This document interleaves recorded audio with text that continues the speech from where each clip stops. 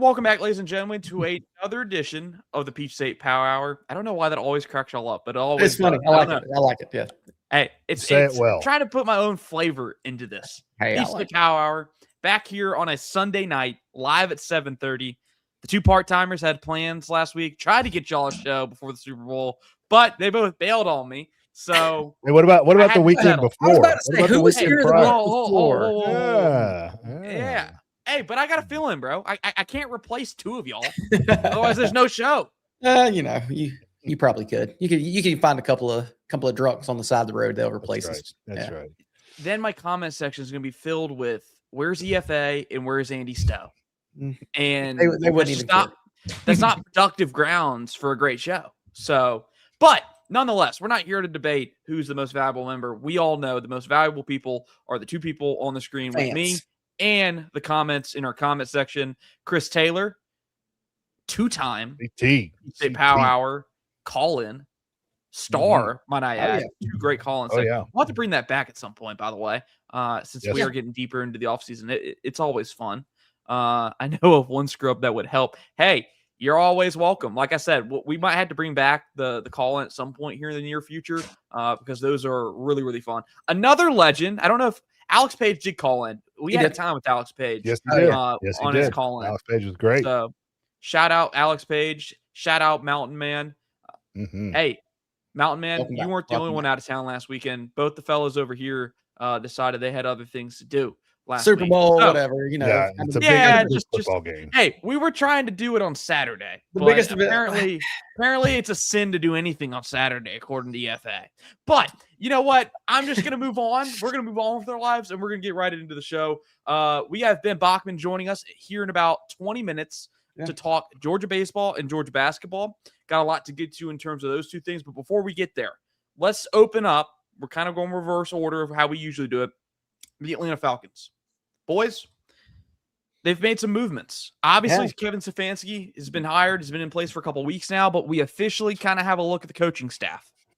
Tommy Rees is the offensive coordinator and the play caller, from what I understand. Jeff Ulbricht's been retained as the defensive coordinator. Craig Aukerman, I believe is how you say that, special teams coordinator, and Bill Callahan as the O-line coach. Thoughts first and foremost on the coaching staff that we know right now. We will get to the GM in a minute. Well, Eddie, I think they've kind of went out and I think the staff's pretty good. I don't know that it's, we were all kind of set. We wanted John Harbaugh. So, sort of, if you couldn't get Harbaugh, I was like, whoever. But I do like the fact that Stefanski had some success up in Cleveland. Tommy Rees, I was a little concerned about him. But I tell you, after today, I saw a video of Bijan Robinson. And he said, I really like Tommy Rees's offense. I like the way he calls plays. So if Bijan's happy, I'm happy because he may be the best player, not only on the Falcons, but in football. So I'm pretty happy with the team. And I do think keeping Ulbricht, I did not think that they should have to keep Ulbricht because I don't want a coach being told who his assistant coaches are, but keeping him does help some continuity with the players. Sure. I mean, there's nothing there I would dispute with you, Andy, 100%. But I do like the fact that, they had to get rid of the special teams coordinator, right? I mean, we were the worst in the league when it came to special teams. And I think that literally cost us maybe 4 or 5 games, right? Yeah. Special teams may have. So it's good to see change. But it all starts with me that Arthur Blank hired a football man to run this organization, and that being Matt Ryan. Okay. And it sounds like he's not only doing the right things with some of these hires, but he's saying the right things. And that's the most important thing to me. We don't have some clown there who built a stadium and he makes Arthur Blank money and knows nothing about football personnel. Matt Ryan does. And I think it's shown that the biggest thing to me was the press conferences, guys. I know it sounds silly to say, but you watched the press conference with Kevin Stefanski and I think it was Matt Ryan when he was hired. Ryan. Yeah. Who was not on the stage?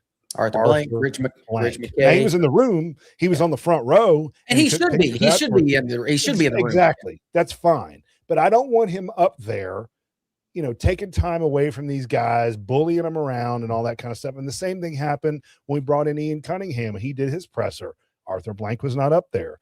And I love that. Maybe at 83, this man has finally learned to back off a little bit and let a football man, and I'm talking about Matt Ryan, run the organization. And Blank can spend the money and just say, go get guys. What do you need? Here you go. He's still going to have his finger on things, I think, right? A little bit. Yeah. Yeah, he is. But I think he respects Matt Ryan enough to let him run this organization. And that's what I'm most excited about. So Harrison, to answer your question, I'm with Andy. I wanted Harbaugh. Everybody did, right? But when New York opened up, we all kind of knew he was going north, right? We just kind of knew that. Yeah. So Stefanski, there's a lot of question marks, and I agree with you. The Tommy Rees thing makes me a little nervous, Andy, but it's not going to be like that clown show we had last year. I can promise you that. Kevin Stefanski is not going to be doing this during play. And I'm looking at the Jumbotron. He's not. Agreed. Raheem Morris is really going to make a great color analyst at one point or another, because that's what they do between plays. You look at the monitor and you figure out what happened, and then you show the glorious people on TV what happened. Boys, I'm with you here. I like what we've seen from the PR perspective of Arthur Blank does appear to be hands-off, as much hands-off as he's been since his tenure started. And maybe that moment, if we had to pinpoint a specific moment where Arthur Blank knew the ship was going down, it's probably that viral clip of him in the war room in front of Terry Fontenot confronting him, or seemingly so, about the Michael Penix pick. We now assume we aren't going to see that anymore. At least it won't be Arthur Blank making the confrontation. It's probably going to be Matt Ryan if there's a confrontation about a disagreement over a player and what the strategy is. I really like how this is being handled. I understand the concerns about Tommy Rees as the coordinator. You go back to his time at Alabama. I don't think it was particularly great. He kind of evolved as the season went on, and they got better offensively. But what he did in the pros with the Browns this past season as the play caller, I thought was notable in terms of not having the talent, not having, the best of circumstances specifically. And a revolving door at quarterback too. I mean, yes, Shedeur Sanders may be a Pro Bowl replacement, but we all know that's not a Pro Bowl quarterback that he's working with over there. So I like where it's at. And I was kind of different from you. I agree with your sentiment on you never want to force a coach onto a new coach, but I thought keeping Ulbrich was important because kind of what he kind of alluded to in the press conference, that defense was his and he coordinated that defense. Yeah. But it wasn't fully his defense. He alluded to running more of the stuff that he hadn't run before because it's what Raheem wanted. So year one was good. What can year two be? Now, on that note, and we don't have this in the notes, and we're going to let it play out, but it is worth the elephant in the room. Yeah. Yeah. Go ahead. Big elephant in the room. James Pierce, his status is unknown. Was arrested, I guess, the other week. Was it the other week or 2 weeks ago? On some various on the Super Bowl, the night before the Super Bowl. Yeah, that's right. Various serious charges, a couple felony charges in there. No clue how that's going to play out. Obviously, for the Falcons' sake, they hope that goes one way, but that's going to be a big deal as we get in further to this offseason because your 12-sack, 10-sack guy, whatever he was, is in limbo, and you're going to have to figure out what you're doing as an insurance option just in case in the event he's not available to play. Now, on that's where Ian Cunningham, the new general manager, comes into play. Boys, I think this was a name we talked about when the GM job first opened up. This is no surprise. I think when Ryan got hired, this was the name that was most, put out there about the obvious, connection here between the two. Yeah, and I think it's a good thing that he was kind of an assistant general manager, and so he can come along with Matt Ryan. They can sort of, I'm going to say collaborative, but they can work together. And I think it's a guy that Matt Ryan wanted to work with, and he can kind of evolve into that main general manager role. And I just think it's a good thing. And he's got experience working with Chicago, and Chicago's typically pretty solid in football. So I think it's a good hire, and especially with him being familiar with Matt Ryan and being friends with Matt Ryan. I think that's important that Ryan has somebody he trusts. Well, leave it up to the Falcons to make news in the Super Bowl Sunday for the wrong reasons. I mean, they always seem to figure that out. Am I wrong about that? It just always seems to happen. And I'm glad you brought that up, Harrison, because we were sitting here talking. I'm like, we got to talk about James Pierce. I mean, that's a huge play that they made moving up in the draft, and they gave away our first round pick next year, or they're coming up here in April to get him. And I was all for it. I think you guys were too. Oh yeah, yeah. And out, he's been great, but at a minimum, I've heard. Correct me if I'm wrong. If all this kind of, and I'm not trying to belittle anything that happened or what we saw. I mean, for what we saw, the guy should be in jail. It was awful. But if everything goes out lawyerly, legally, at a minimum, he's going to be out 8 games, right? Yeah. So you just take that right there. So does that change what you do next April in the draft? Because you were thinking, well, we got all that taken care of. Now you don't. Right or now, they may be looking. They may be looking for another edge rusher. Yeah, but that's exactly right. So it may change everything you do in this upcoming draft with your, I don't know, 4 or 5 picks. It's very minimal this year. So and again, maybe you can address some of that in the offseason with free agents. I don't know. We've got a little money coming off, but the biggest thing to me, guys, is the quarterback. Yeah, I don't know what's going to happen there. And Andy, you know this. You'll say this. You'll agree with me. I was a Penix guy. I loved the guy coming out of college. I wanted him, and I thought it was a great move. Now I'm against it because he's damaged goods. This 3rd knee injury, he's not what you need at quarterback. And I don't think they bring back Cousins. I think they cut him and move on. But I want to ask you guys this. Does Matt Ryan, Ian Cunningham, who had nothing to do with Michael Penix, do they move completely away from this guy, or do they keep him, like Arthur Blank said, he's our quarterback of the future, and play him? I think they will. I think they will either I think they're going to cut Kirk Cousins for the money. Sure, that's a gimme, right? I think he is either going to be re-signed or they will go out and sign another veteran quarterback, and then they will see what they have with Michael Penix. I don't think you can give up on Penix right now. I think you've got to see what he is with this new staff, because let's be honest, the staff last year did not help him out at all. So I agree, but I just think 3 knees now, he's damaged goods. That's my concern. But, on the flip side, he's not necessarily a scrambling quarterback. So that's not a big part of his game. So it's not like he's running the triple option. So you're still planting on those knees to throw the football. I'm with you 100%. I didn't want Cousins because of the Achilles issues he had. But I think they're going to at least give a shot to Penix. Don't you, Harrison, think that they'll let Penix at least see what he has before they make a decision? I think Matt Ryan is a Michael Penix guy. I think we saw that in his time as analyst. I don't think Matt Ryan's against Michael Penix right now. Now, granted, Matt Ryan's not going to be the decision maker. Like, he's the ultimate final say person. Yeah. But it's going to be Ian Cunningham that's going to weigh obviously into this. I'm kind of with Andy. I think Penix gets this one season to this point because they're not in a position draft capital wise to really replace him and find a new franchise quarterback. Yeah. I think you're kind of almost forced to see what he can do. And hey, what happens if but that comment, can you put that up by Mr. Panic? That's hilarious. You would think 3 knees would be an advantage.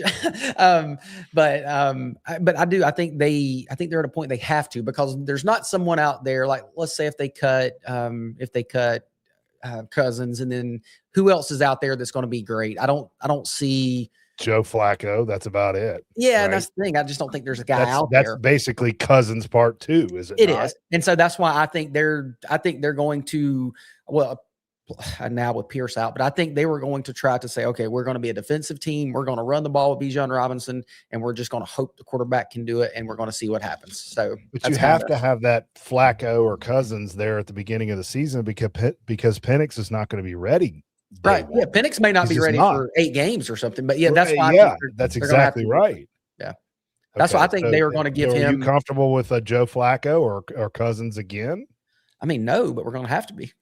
That's the thing. Problem. Yeah.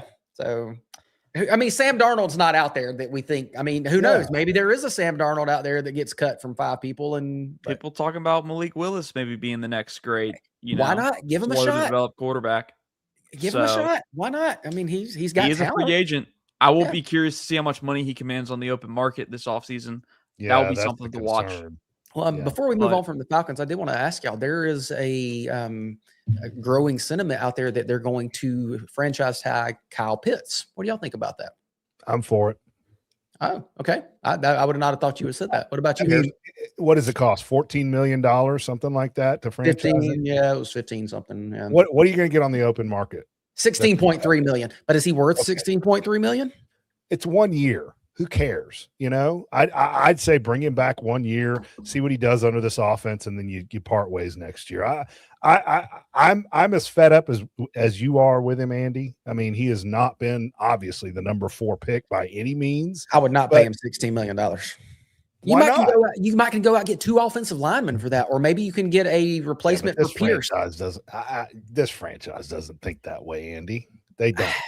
They want the shiny toys. That's what they've always. But I think it's different now, though. I think it's different, and I'm hoping with the Matt Ryan led team, I think it's going to be different. And Matt Ryan being a quarterback knows I may have Terrell Owens on one side and Jerry Rice on the other, and I may have Garrison Hurst in the backfield. But I mean, what am I going to do if I'm getting hit? So I think. But if you cut him, I think your point is valid. Yeah, offensive lineman, but they don't have any receivers other than Drake London. They have nothing.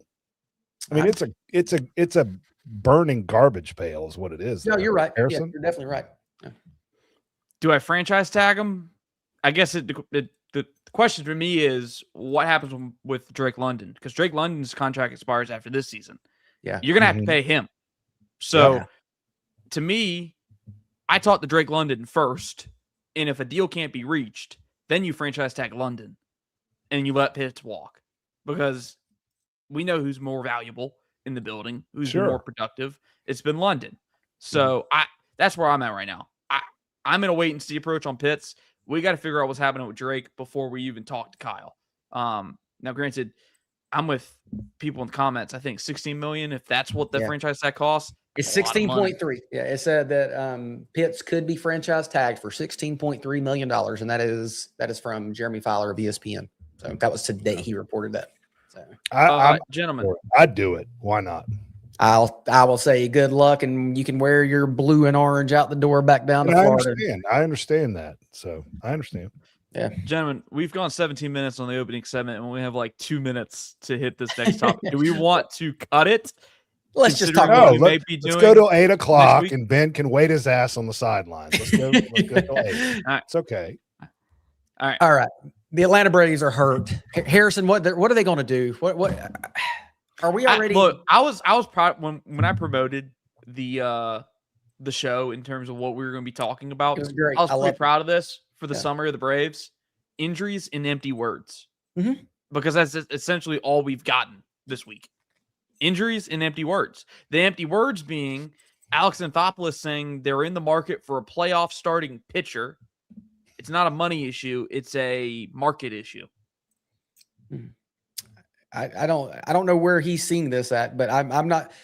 All the guys like Bassett, they talked about he could be a guy that we could get. Let's go to the Orioles, which Ben Bachman I'm sure is happy about that. But like, I don't know.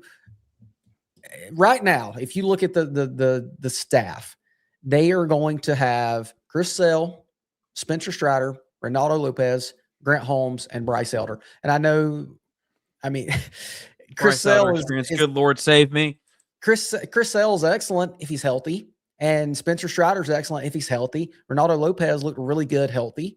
Grant Holmes looked really good-ish healthy, but like, do y'all trust anybody in that rotation? I mean, is there one pitcher in that rotation that you trust? Essentially, what we're saying is this show's really good if Eddie wants to do a show on a given Sunday. That's what the Braves pitching unit is. Exactly. Yes. No, is there any, do y'all have a starting pitcher that y'all trust? No. 100%. In terms of health. No, that's my point. Yeah. Health. I'm not talking about like skill set. And then Bryce Elder's been healthy, but I mean, Bryce Elder. His skill set's not that. That's the thing. His skill set's not. And I mean, But on the flip side, at least the guy can go out there. He can go out every 5th day. That's saying something that the other guys can't do. All right. So here's the problem. Chris Bassett, we saw him go away, right? And we've all been, Andy, we've been hoping Chris Bassett. We've been talking about that. Here's what we got out there. Lucas Giolito, Max Scherzer, Tyler Anderson, John Gray, Nestor Cortez, Frankie Montaz, Walker Buehler, Zach Liddell. There are a few more in there. But of that group, I think the average age is 36, 37. Yeah. Okay.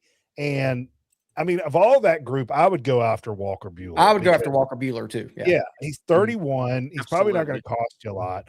But why haven't they done anything? They should have done. They now need 2 starting pitchers, not one. They needed one before this stuff happened with Schwellenbach and before this stuff happened with Waldrop. Now they need 2, maybe 3, right? Because God knows there's going to be more injuries on this team because that's what they do. Have y'all seen that little meme going around of how the Braves pitching staff prepares for spring training when they're just throwing stuff around? It's just so classic. It's just I've never seen a team.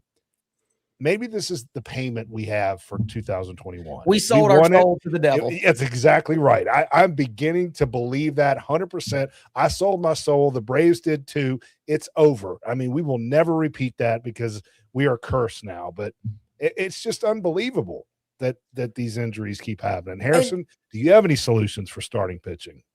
No, absolutely not. None. Hey, here's one. And friend of the show, Bill Shanks. Terrific point. Here's the solution, Eddie. Let's stop focusing on October when it's not even March. Yeah. Because we're not going to get to October. We're not going to be playing October baseball. Think about this. We had a guy last year in Jurickson Profar. Signed him. He was all roided up. He missed half the season. And now he was doing an interview, and they asked him how he felt about being a DH. He had this smug little smirk and all, and he was like, "Oh, I don't like that." Dude, you're jacked up on. I mean, like, come on, like I'm worried about this team. Like, what is the? And he was injured. He released that he had a hernia surgery in the offseason. Hurt. He was on roids. We didn't even know that. And then now he's going to have this little attitude like he's something special. Like, come on. I wish we could have just cut him and got the money back. But I know y'all can't see it, but this man Ben Bachman in the backstage is cracking up at this. Well, Ben's gonna get on here and tell us how the Baltimore Orioles is the greatest organization in history. But I don't remember them winning anything. Just saying, Ben. Sorry, dude. Oh wow. I wasn't expecting you to bring me on. When's the last time Harrison, can they see this chat? No, they can't see the chat. Oh, wait a minute. Before we start, hold on. They can. They can see the private chat. The audience can't. I was trying to do that to mess with Eddie. That's what I was trying to do. But. Thank you, Andy, for talking about a real baseball team. Let's see. Orioles won. Hang on, I got to count this up. I'll be honest with you, though. I kind of am not happy that they signed Bassett. I would rather have him go to Atlanta. The Orioles do well again. Well, before we get going, Ben, welcome to the show. It's good to see you. And I did not. I don't even recognize you with that. Clouds. I don't even recognize you with that red hair. You usually have a hat on, so I didn't even know you had red hair. Well, it's brown. I think it's. It looks red in the camera, does it not, Andy? Doesn't that look a little red? Yeah, it's got a red tint. Yeah, you got a little red tint. Yeah, you got a little gingivitis going on, dog. Yeah, a little ginger there. My God. So how are the Clouds doing, Eddie? Are they doing good today? You talked to them? They're good. Everybody's. I know, Andy. It's a tough time of the year for you. Hope you're doing well. And Harrison, you're in college, so yeah, hopefully that's good. So there's never a tough time there, right? Yeah, there shouldn't be a tough time. Ben, do you have a comment for former co-host, former friend of the show, Paul Meharry? He's not here, which means it's a great show. Damn. Couldn't have said it better myself. I mean, Harrison, you know what, Harrison? The reason why you're great is that man was an intern for 10 years, and you're finally the guy to take him off his spot. Like, you should be in the Hall of Fame, Harrison, for taking that guy off his spot. Roddy did not put that guy on payroll, and he was there for a damn decade. He was a day one guy. This guy was a day one Roddy loyalist. He didn't even put him on payroll. That shows how big of a bum that fraud is. Watch, he's going to join. We're about to have a 5-man box. He still has access to this, so we might see him at some point. But he has 13 children. He will not respond to me. He's a coward. Whoa! Shots fired. I love this. Welcome back, Ben. What a start to the show. getting hot in here. It Ben, any thoughts real quick before we turn the page to Georgia baseball on just can you sympathize with the misery we're in? I know you're used to a dumpster fire in Baltimore, but you at least have to sympathize with just the mass amount of injuries that we have. Oh, in Atlanta? Piling up. Well, this is one thing about baseball. Pitchers are soft. Like, it's just, they all get hurt. And I mean, my father always told me growing up, like, you need pitching, you need all these guys. I'm like, you honestly nowadays need like 7 or 8 starting pitchers, not 7 or 8 great ones, but competent ones, because you're going to have guys in your minor leagues, whether they're elite prospects, which I think is one of the Braves' biggest issues. Their farm system's terrible. Is you need great prospects down there to be able to bring up, and need some veterans that can go down there and eat innings at the pro level, because you're going to have guys get hurt every year. You're going to have at least 3 of them. Last year, I remember the Orioles, it was like their opening rotation. 4 of those guys didn't make it past the first 6 weeks. I go, this is ridiculous. And guess what? That's kind of normal, because these guys, all they do is get hurt. Like, that's why I worry about Paul Skeens and Skubal and these guys that throw 100. It's because they throw so hard. Their arms are going to go out. Like, so that's why with pitching, certain teams always take stabs at pitching, and other teams, like I know the Braves, it feels like every year they only take pitchers. My Orioles only take hitters because they're worried about the pitchers getting hurt and then blowing out their arms. So teams have different philosophies with baseball, and that's one thing I can sympathize with it, because last year I went through it where like Bradish and all the top. I mean, Andy had Grayson Rodriguez on his fantasy team. They were all out the whole year, and he had a freaking oblique. He missed a whole year with the damn oblique. I don't know how that's humanly possible, but like that's how pitchers are. They're soft, so it's to be expected. Yeah, but it's because they throw so hard now. Yeah, like JT Daniels, that's funny. But they throw so hard these days. Like really, like we're talking about Bryce Elder. I mean, he throws low 90s and he can pretty much stay healthy. And now these guys, if you throw 95, you're slow these days. And so they're just throwing those arms out so quick. And you're talking about the Braves minor league system. Go talk to John Hart. Tell him thanks for all of that. So, but. It's time to cheat again. Is what I just heard. Is what Andy just said. Speaking of John Hart, it's time to cheat. It is. All right. Speaking of, well, I won't associate with cheating on this, but no. we'll turn the page real quick. Ben, there's a reason we have you on. Talk some baseball with us, because Paul doesn't want to hear from me and Eddie when we start talking baseball. He only wants to hear from Stowe, which is why he said what he said about cutting me and Eddie and franchise tagging Stowe. But Ben, Georgia baseball's back, finally. Yes. Kicked off this weekend versus Wright State. 2 out of the 3, obviously doubleheader yesterday. Kick us off, Ben. What'd you see on the diamond this weekend? All right. Well, first off, I'll say this: just because they lost to Wright State, they punked Vanderbilt in a regional last year. So don't worry. They're also projected to be in the tournament. So do not worry about Wright State at all. They made 5 of 6 tournaments. And also last year, pre-show. Georgia lost 1 game to start last year to UNC Wilmington, where they kind of got punked, even though they won all the other games. I mean, Florida loses to like every mid, and I'm not just doing this to mock Florida. They literally lose to all these mid majors like every single year. One year they were 500 against like they were playing like UAB and like Florida West Coast or whatever. Like they were losing to these teams half the time. That's how baseball is. It's an every given day sport. So don't stress that one loss. I'll say on the team though, the starting pitching is 10 times better this year. Last year, I didn't fully trust anybody outside of JT Quinn, and they didn't fully trust him to start till late in the year because he started out kind of hurt. That's why he went in the second round. Curley really should have been a closer, not a starter, even though he was okay. This year, they have legit starters. Valcho, he can throw up to 100. They were kind of weaning it back early in the season with the pitch count, how hard he was throwing. That guy can throw like 102. West thinks he can throw 103 in there. So you said, right? Valcho? Yeah. That kid is legit. Like if he has the year they expect him to, he could be a top 5 pick. He realistically could be one of the first pitchers taken in the draft. Kenny Ishikawa is going to be the biggest star in college baseball, arguably. That kid is he that next level guy that plays 2-way ball? Is he that guy? I think he's capable because number one, he doesn't throw like 100 like Ohtani does. He throws 95. I think he's throwing. Yeah, he was throwing 96. Yeah, I think he was hitting up to 96 yesterday or Saturday, whenever it was. He was. Now that one pitch he threw, God, I don't even know how to pronounce it, where he dropped down to 60 miles per hour. The Ephus pitch, I think they called it. You nailed it. Yeah. Ephus? It's Ephus. Okay. Yeah. I'm sitting there. I'm going, this guy just painted a 95 mile per hour heater, just absolutely painted it, and then threw that pitch. I go, geez, if I'm a hitter in the box, I don't know what to do. And this guy can play center field. He's a legit center fielder.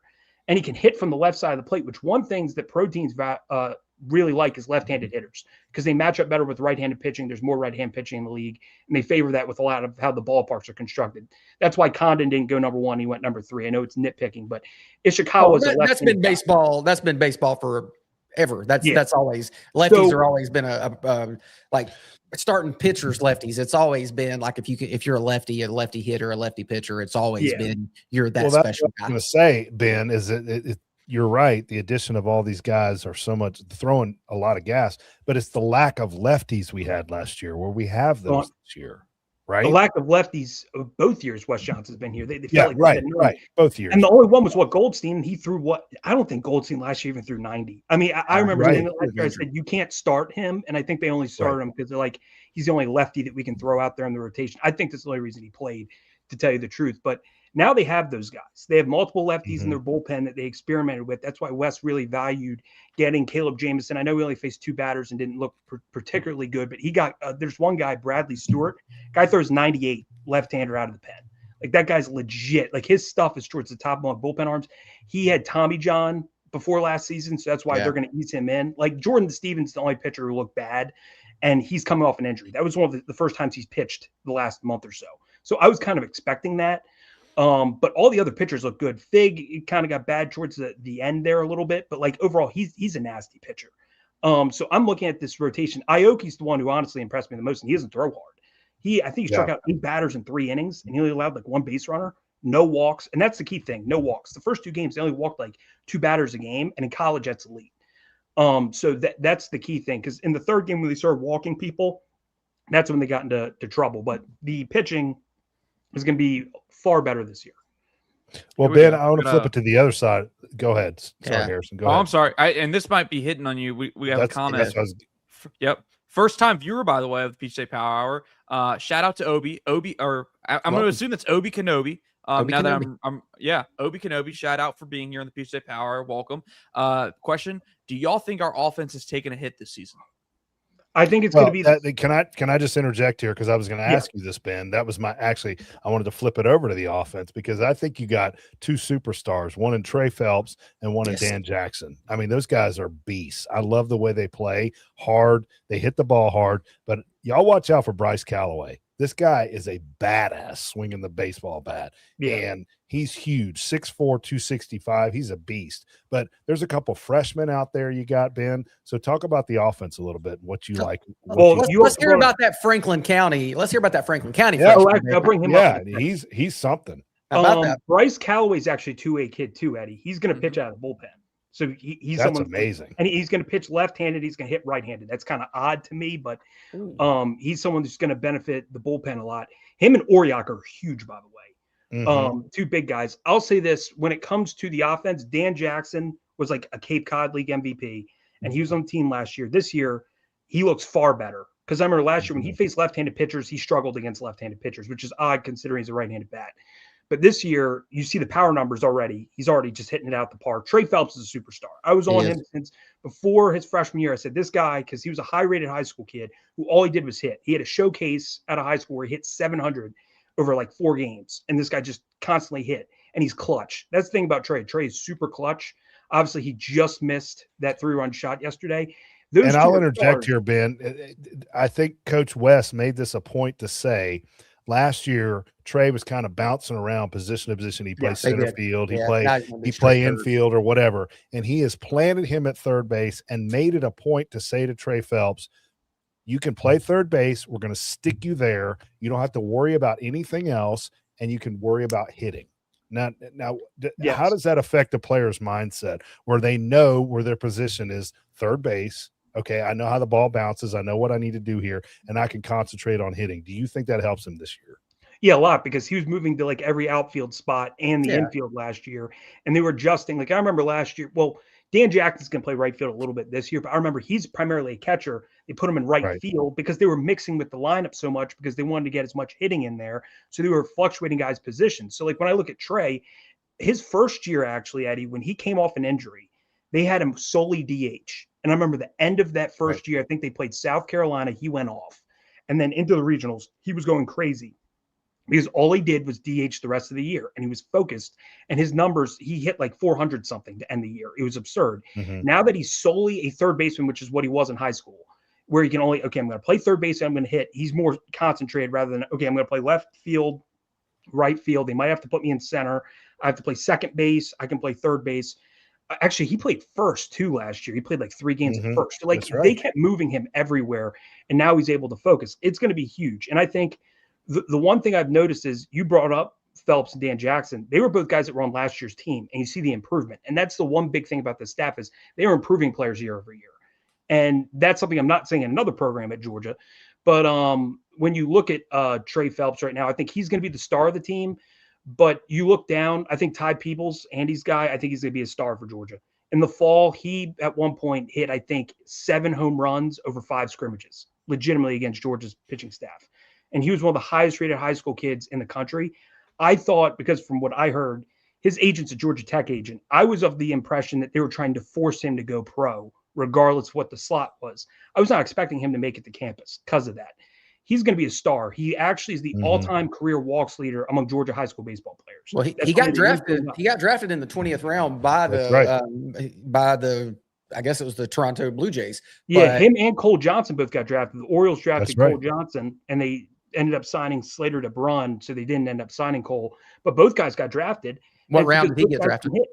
What? Yeah, and the thing is, last year, all the guys they brought in were right-hand hitters. I think the fact that both these guys are left-handed bats with that right field porch that you have in Athens, they're actually built to hit, and that's why they're going to play a lot. Because if you look at the outfield, most of the outfielders are right-handed bats, so I don't think they're going to hit as much. So I think a lot of the freshmen are actually going to get time this year. So both those guys, I think Ty Peebles has potential if he gets starts to be SEC Freshman of the Year. I really do believe that. And I think he could be a top 10 pick when he leaves here. And Cole Johnson's going to be a big-time stud, too. I mean, that guy opening day left on left. Because I remember early on that first game, the pitcher went out, and they went to a left-hander, and that totally tinkered the lineup because Georgia had like 6 lefties in the lineup. So I remember they stalled for a couple innings. So Cole Johnson being able to get that big double to spark them left on left, it just goes to show this guy's poised. But my last point on the offense, I was going to bring this up earlier because you guys asked, is the offense going to regress or is it going to get better this year? I think it's going to stay kind of similar, but the difference is the power numbers will go down, the average and the chase rates. The average will go up, the chase rates will go down. This is going to be a smarter hitting team because last year they struck out all the time. Well, they struck out a lot this weekend too, though. Yeah, this weekend they struck out a lot. Andy brought that up. That was a concern this weekend. Yeah, but if you look, Scott Newman, the one transfer they brought in, who's the guy who obviously went and tried going for third base, which I don't understand why he did that in the third game when they ended up losing. He's the only guy they brought in with a terrible chase rate. Everybody else has a very good chase rate and is much better than what they had on last year's team. So when Wes was looking at the portal, he said, I put an emphasis on guys with low strikeout rates. So that's one thing when you look at this team, he looked for hitters with lower strikeout rates in terms of years past where he just went, hey, we need a certain amount of home runs because we're in this ballpark. Yeah. So the power numbers will drop a little bit. The batting average and the walks will go up. Well, they just need to make sure they cut down on some of their strikeouts. They averaged 7 strikeouts a game this weekend, so that's a pretty high number for most of them. They were looking too. Yeah, so they'll have to get that. But if the offense kind of stays the same level as it was last year and the pitching gets better, you could make a run at this thing. I mean, because the pitching did struggle down the stretch last year, so that was sort of the. So is this team Omaha or bust? Ooh. I think this team can be in Omaha 100%. The only tricky thing. No, that's not what I asked. Are they Omaha or bust? I think with the way West goes about the portal every year, he's going to go Omaha or bust. So yeah, well, the players have said that. Trey Phelps has said that. I mean, he was devastated when they didn't make it to Omaha last year, and he wants to remedy that. So I mean, Georgia's fourth. I think I remember as of Christmas they were second in College World Series odds, and now I think they're still in the top 4. So, yeah, that would tell you this team is a team that can win the title. So, yes, it is Omaha or bust. Didn't they get predicted to finish like 8th in the SEC, though? Wasn't that the prediction, right? Well, the SEC right now, I mean, everyone's so closely bunched together. And one thing, and I'm not just saying it because we're a Georgia site, but like Florida's overrated as hell every year because they have this ace, Liam Peterson, whose ERA is terrible, even though he's that prototypical guy who has insane stuff and is really talented. It was a highly rated high school kid, but he can never put it together because he walks so many people. He's like, we've seen those types of guys in sports before. And like with Florida, they're always overrated every year. So they always think, oh, because Florida has big recruiting classes, and like Mississippi State, they brought in basically all of Virginia's team. They're ranked really high. I think they've overranked some of these teams because a lot of polls have Georgia top 3 in World Series odds, yet they're like 6th in the SEC or something like that. So it varies because everyone's very close knit together. Yeah, this has LSU was the betting favorite to win the whole thing. And then UCLA's up there. They were followed by Arkansas, UCLA, and the boys from Athens, Georgia. Georgia came in fourth for those odds. So that should tell you, Eddie, yeah, they are Omaha bust. Because I think Kenny and Chicago could win the Spikes. I mean, that's if Kenny has a great ERA, how can you tell me he's not winning the Spikes when he literally does everything? Like, who else has that? So I think I saw going into the year, he was 6th in betting odds for the Spikes Award was Kenny. I think if he's good both ways, I don't know how you don't win it if you contribute on both sides. Yeah. And by the way, you bring Marshmart's comment up. No, we're not buttoning our shirts here. Hell, I'll do it right now. Let's do it. All right. Do it. Except you don't have a button. I know, but I have a half zip, a quarter zip, right? So I had to make do. But no, I mean that's Trey Phelps. That's what he does, and you know what? Wes Durham buys into it. He loves it. He even said. I don't know if Marshmutt knows this story, but he walked by Trey Phelps one day and he said, he gave him a double take. He said, "What are you doing?" And he said, "You need to unbutton that. You've gotten too many buttons." So, I mean, Wes buys into it. I mean, Wes is buttoned up as anybody and he buys into it and he likes it. Let the kids have some fun. I love it. I have no problem with it. A bit. I have it doesn't bother me at all. I still think the funniest thing was his freshman year when they beat Tech in that epic game in the regional. I said Wes Durham. I know. Remember when he hit the home run and went into the dugout and pretended like he was peeing on the Georgia Tech logo? He like lifted his leg. Yeah. I still think that's like Wes Johnson. Well, I said the wrong thing. Marshmutt. I know. Whatever. Like Harrison's never said the wrong thing, right? Or reported news that's fake, right? That was the breaking news. You got me. You got me. The one day I don't rely on my notifications. Hey, I was just a week early. You were because it did happen right after that. So, when does their next game, Ben? It's Wednesday. Wednesday, right? Who do they got? Yeah, they play Wednesday, and then they play Sanford's their next series, who's also someone who's projected to potentially win their league. Like, they're non-conference, and that's another thing. Their non-conference schedule's a little bit harder this year, and they do have LSU as one of the home series, even though LSU year to year is actually up and down, despite the high-level players they have. It's kind of always how Jay Johnson's been, their head coach. But, yeah, the schedule's a little bit harder this year, so if they win, like, 1 or 2 less games, I would not stress it at all because I think this team's actually more built to go further. In the playoffs because they actually had the pitching. Last year, the pitching was not good in any of the regionals versus Duke and against who's the other one? Oklahoma State. They were not good in either of those games. Leighton Finley was really the only good pitcher the first 2 years for Wes in regionals. Like he dominated whenever he started for Wes both years. So that kind of sucks not having him.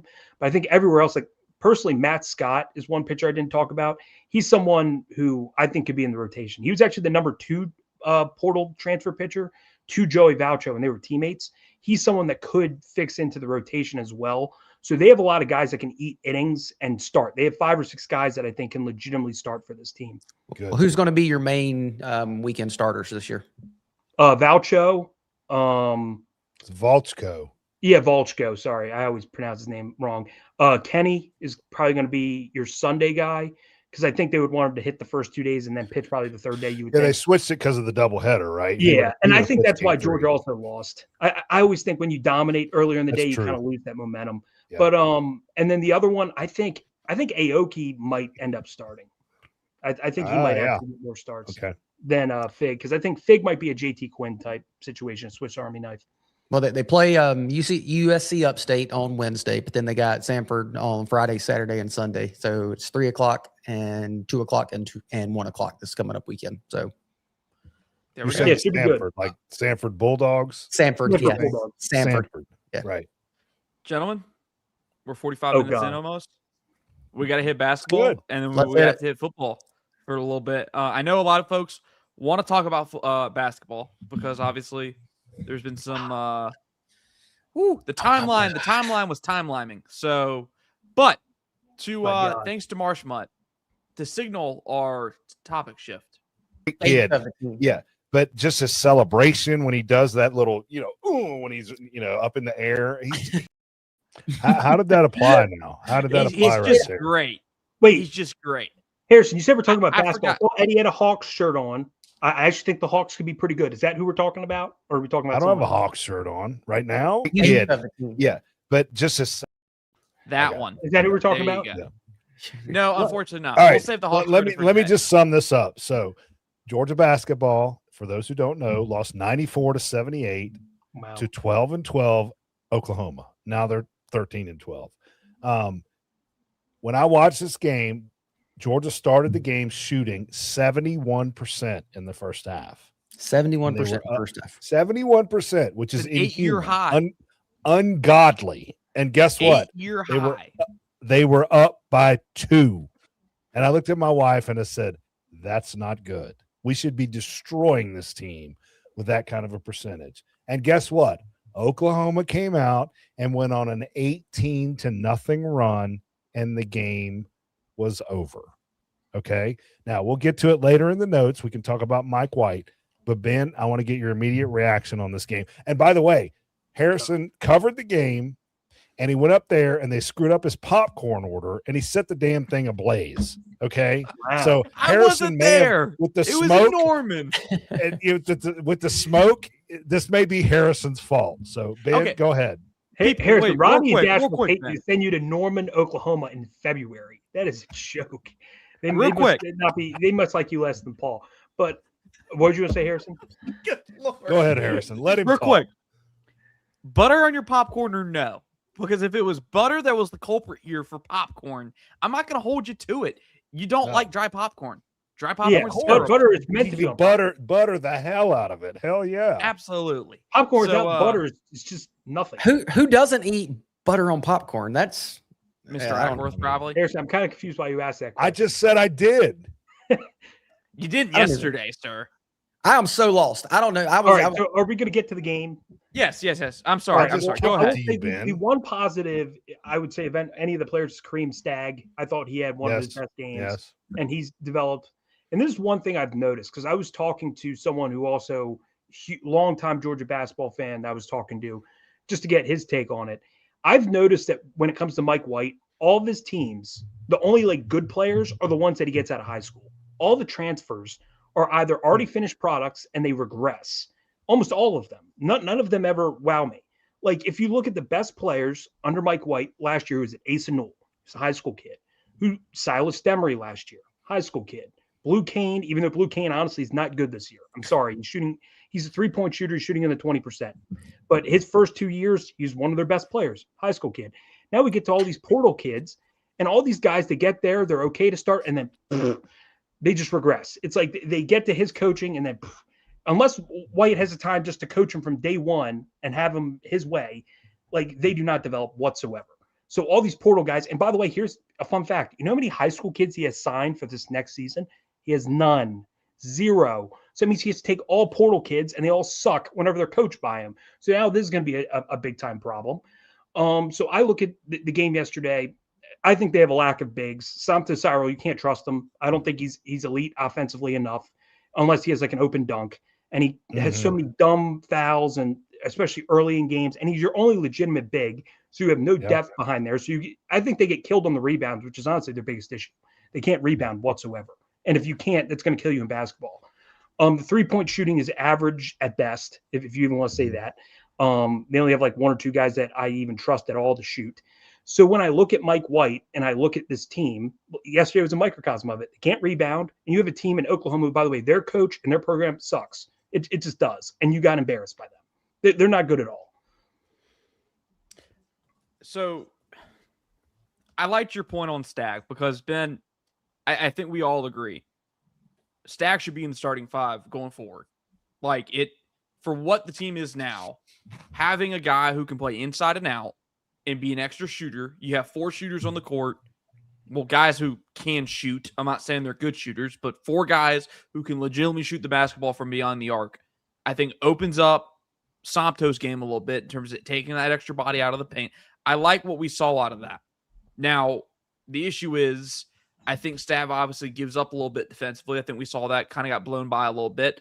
Then again, he had that monster block on at one point in that game, which was absolutely nasty.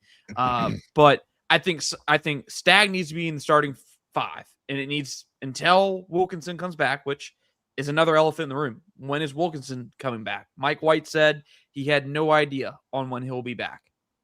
So, and that looms large here, boys. That's just 17 point per game score. That's your leading score. The offense obviously looks a little bit different when he's in there. I mean, Georgia can still score when he's not in there, but it's a much harder to win. And here's the fact of the matter: 17 points. That's 17 points. 17 points, and good chance he doesn't come back too. Yeah, and not even all because of an injury. And there's this issue. You have to win 4 of the next 6 games to buy yourself a ticket to a non-bubble spot in the NCAA tournament. You have to get to 9-9 in conference play. I'm going to bring up the schedule. I was about to say, let's look at the schedule. Let's look at the schedule because let me tell you if they're going to win or not. Do they play South Carolina? Yeah, okay. There's one. The remaining games. All right. Well, there's one win. That's you should really beat Texas at home. Who's the one win, Ben? South Carolina. That's the only one. Are you sure about that? Yeah, South Carolina's terrible when you get them at home. All right, let me ask you this, Ben. The other ones I can't tell you at all. If I'd have asked you 2 nights ago, is Georgia going to beat Oklahoma? What would you have said? Honestly, you'd have said yes. I wouldn't have been confident. Give me a break. I wouldn't have been confident. They're on the road and they're terrible right now. If that game was at home, I would have told you Georgia. Okay. All right. Well, so let's look at this. They're not beating Kentucky. They're probably not beating Texas. They're not beating Vanderbilt. They may not beat South Carolina. They're not going to beat Alabama. They're not. Damn, Stowe. They might. At best, they're going 2-4, right? At best. And what are you predicting? One win? Are you predicting one, Andy? I would say they'll get 2. I would say they will go 2-4.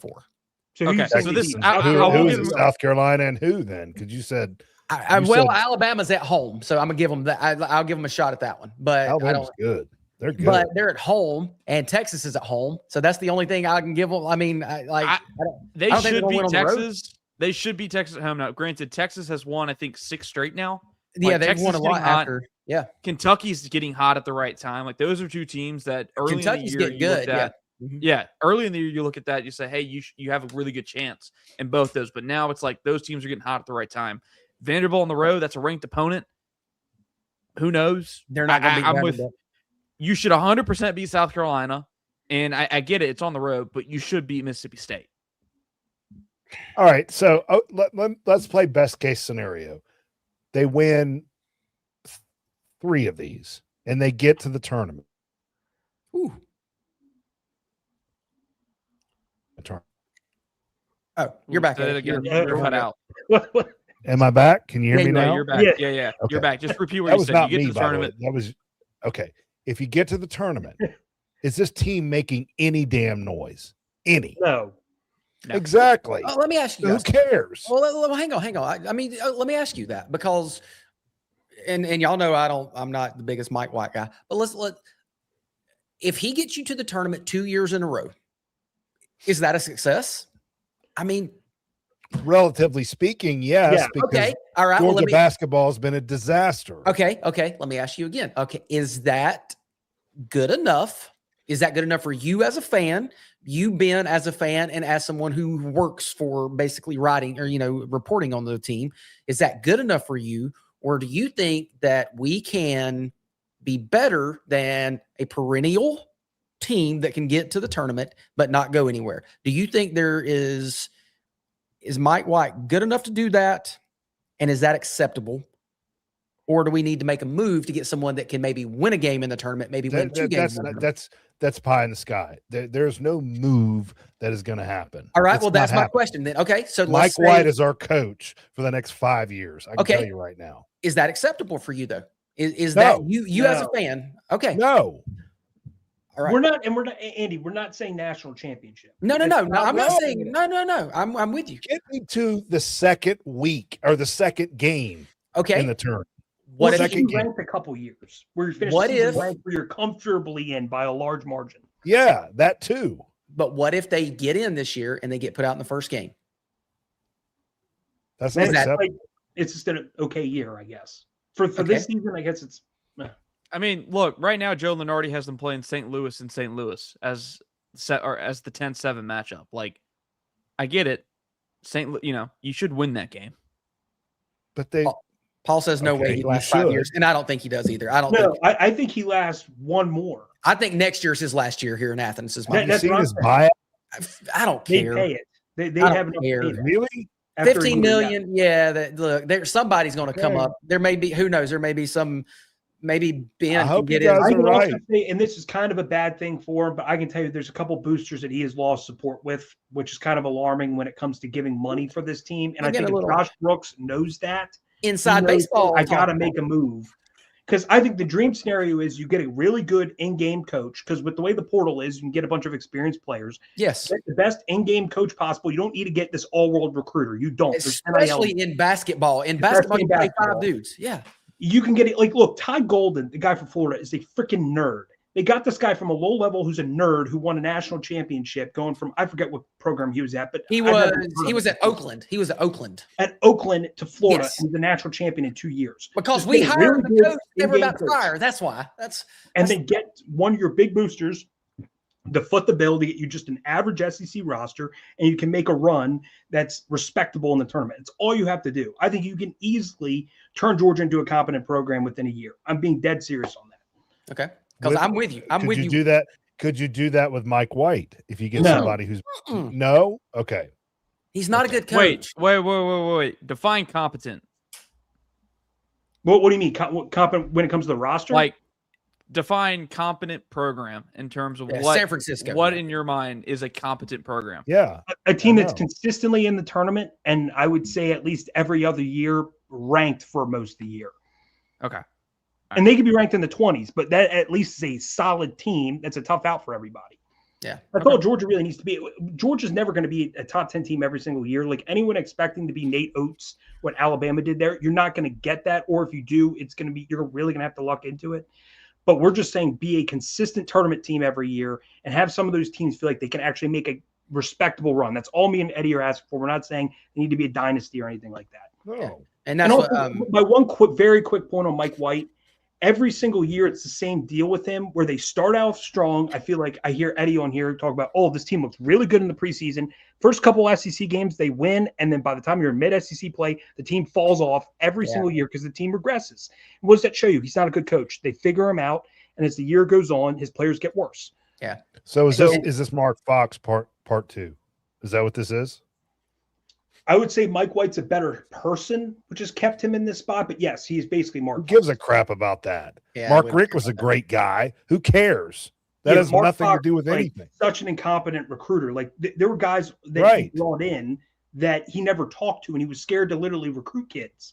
Like he was an embarrassment to have as a coach in that regard. Yeah. This feels like a therapy session. Just some upset fans just airing it all out with the comment section. Well, you know what, Harrison? You can laugh about it. But me, as a Georgia fan, I'm not laughing. It's entertaining. No, I mean, you're amused by it, and I understand. I am sick and tired of this Georgia program being football, and we just can't compete in basketball. And we look around, and Florida's winning national championships, okay? That is unacceptable. And we have some of the best talent in Georgia, in the nation, here in our backyard, and they go to Duke. They go to UNC. They have no desire to come here. And then we get a coach, and we're like, well, who's this guy? Maybe he's okay, mid-level Mike or whatever. No, mid-major Mark Mike. Fox, mid-major, whatever. We are a stepping stone, and I'm tired of it, Harrison. Well, we hired mid-major. Tired of it. But we hired mid-major Mike from Florida when they were about to fire the guy. That is the problem. We went out and we stole the coach from our rival. What makes you guys think that the next coach is going to be that much better? That's my problem. I don't think it's going to make any difference. More than I trust, what's his name, McGarity, Greg McGarity, hired that's at least competent in this regard. Hey, did Josh? Wait, he did make that hire. I was about to say, I mean, he made the hire. What are you talking about? Here's the truth. Georgia's invested more resources into its basketball program in recent years. It has. But even with the additions in basketball resources, they're probably still mid-tier in the SEC in terms of what they spend on basketball. Okay. They're not a top 4 program in the SEC in terms of resources. They're not. No. They're closer to the bottom than they are the top. So I was talking to Stowe last night. It's like you're going to have to find a coach that can do more with less, is what you're essentially asking.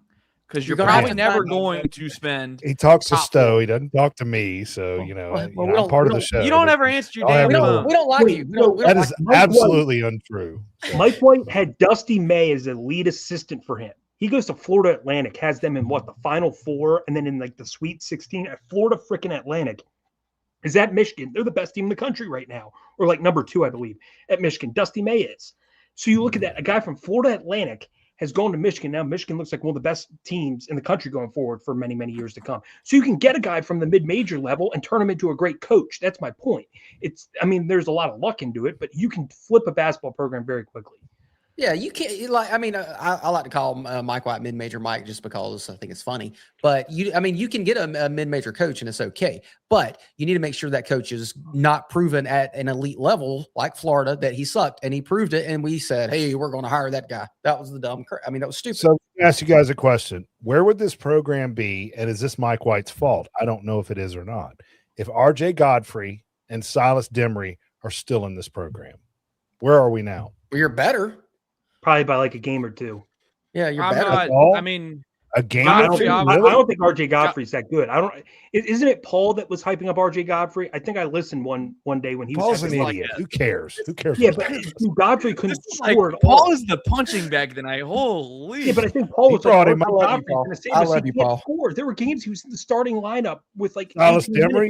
You can't argue with Silas Demery. Oh, I can't argue with that, but I'm talking about Godfrey. Demery brings you 3 or 4 more wins, at least. I would say. Yeah. That's what I think. You would have probably beat Oklahoma. So but is that a Mike White thing or a program thing? We're stopping. Demery leaving? We're not talking about the right thing here. Yes, we are. Godfrey and Demery obviously improved this team, but there's one gigantic piece that would have really improved this team, and it's having Asa Newell back. That would have been that was huge. never going to happen. Harrison. That's stupid as hell. Well, you can also day one. You can also argue Silas Demery and Godfrey were never going to come back either. Well, look, when the football season starts, I'm hoping we see 13 lining up at quarterback again, and he's going for his 3rd national championship. Yeah, that ain't going to happen either. If you look at it, Asa Newell was underdeveloped in Georgia. So was Ant-Man. Those were pro players. Ant-Man, yeah. But who was Ant-Man's coach? Was that Tom Crean? That's also the big problem. Tom Crean was the worst coach ever. I mean, maybe ever. Him and Scott Strickland, to have that as your basketball and baseball coaches was just historically bad. Oh, it was terrible. Yeah. And that's the outfit, but this could be a different topic for a different day. But I think Josh Brooks, people are going to have a conversation about him soon, because outside of like Wes Johnson right now, his hires have been largely. We have text messages about that. So just saying. Well, Harrison, I know it's about that time. What you got, dude? We still have football to touch on, and we're already an hour and 2 minutes in. This man Eddie's already clawing at the bit to get out of here, and I'm sure Paul's. No, I'm not. Where did that come from? I mean, Andy was clawing at the bit to get out. I don't think Eddie. I'm sure Paul's over here turning us off to watch The Bachelor here and whatever. Probably already has. Eddie's ready to go watch Game of Thrones. Game of Thrones is on tonight, so we got Game of Thrones tonight, dude. So, gentlemen, let's briefly talk about football. Obviously, some news coming in the not so distant future on 3 Pete Nikos put out the report. Georgia's expected to hire, or was it expected? I forget exactly what the term was. It said they're in negotiations, I think is what it was. In negotiations, something along those lines, with current West Virginia pass rush specialist / edge coach, Larry Knight.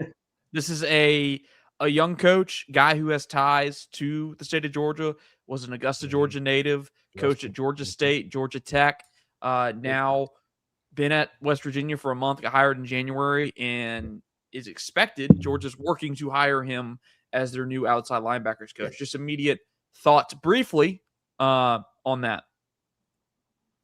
Well, I think it's cool that we're going out and we identified a guy that they think can help with the pass rush. And even though he just got hired at West Virginia, we think highly enough of him to go and get him. And he thinks highly enough for Georgia to come here. And I also think it gives you a little bit of an outside perspective. Sometimes having the thought process from another defense and other coaches is a good thing. So John Green.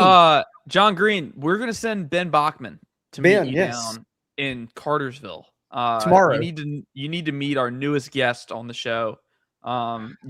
He's lovingly known as Choppy. That's how you can. Good looking ginger you can meet. Yeah. Right? Oh my God, not even. If Bachman survives lunch with you, then we'll send Eddie. Yeah, that's right. That's right. If he dies, then I'm out.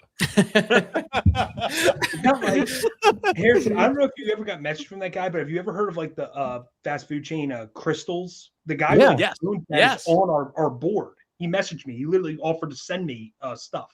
And he's verified real on 3. I'm being dead serious. This guy's dude. Wait a minute. And you've been holding us back from us. Did Ben just really say, "Have you ever heard of Crystals"? Well, he's from Baltimore. They don't what have. What planet are you living on? Baltimore. They have tapioca pudding and dumb junk like that. No, it's Jimmy Seafood. It's seafood up here, and I'm not a seafood guy. Nah, me either. No, can't even spell my name right. Now I'm excited about it. I mean, I read the guy dominated at Arkansas State with sacks. Yes, and John Green. I gave you a hint here with his name. It's Eddie, not Eddie. Yeah, exactly. But I mean, the guy dialed up 9 sacks in one game in Arkansas. It's Arkansas State, but you give me 9 sacks against Florida. We don't even get that in a year. Yeah, we don't even get that. Yeah, exactly. So I'm excited about what I've seen. I like it. Dial it up.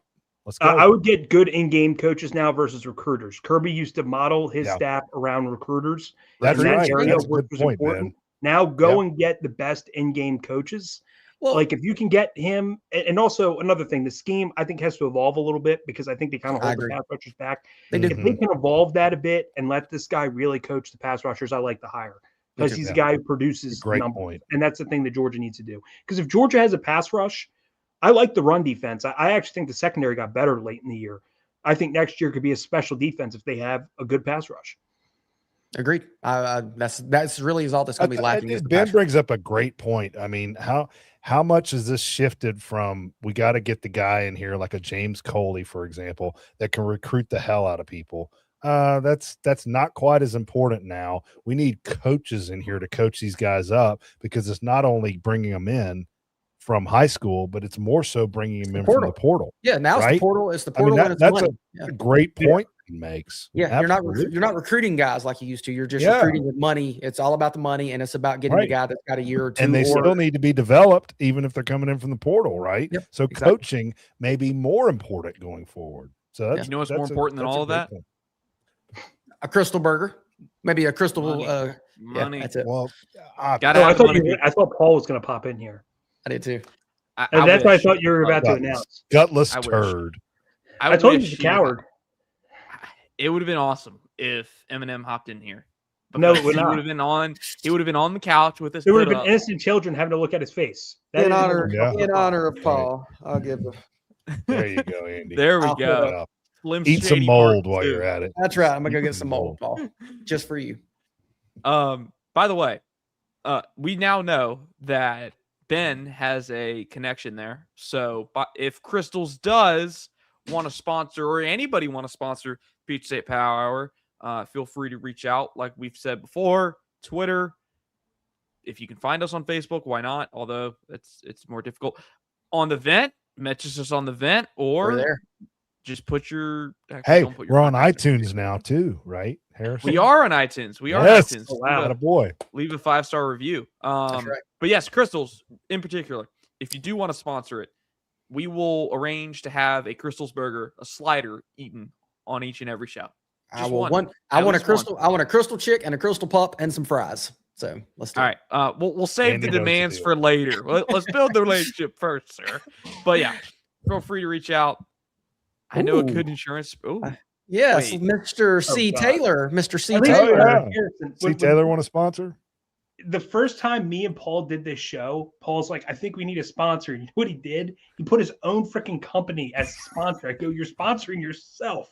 His like company with his whatever the hell he does with homes and he's in construction. Yeah, he's in construction company. We'll just shout him out. I'm sponsoring this company. No, you're sponsoring yourself. I go, really? He was like, I'm looking for a sponsor, and he sponsored himself. That's okay. Like, my God, that's smart, Ben. Give him a break. Come on. John can get Cartersville CFA to spawn. Hey, honestly, there's been so many free shout outs for this Cartersville CFA. They might as well. I know. Yes.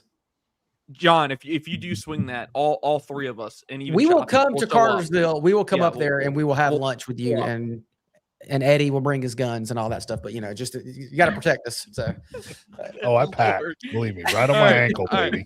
Hey, all right. Well, I'm gonna go ahead and wrap this thing up before we just get taken off the air.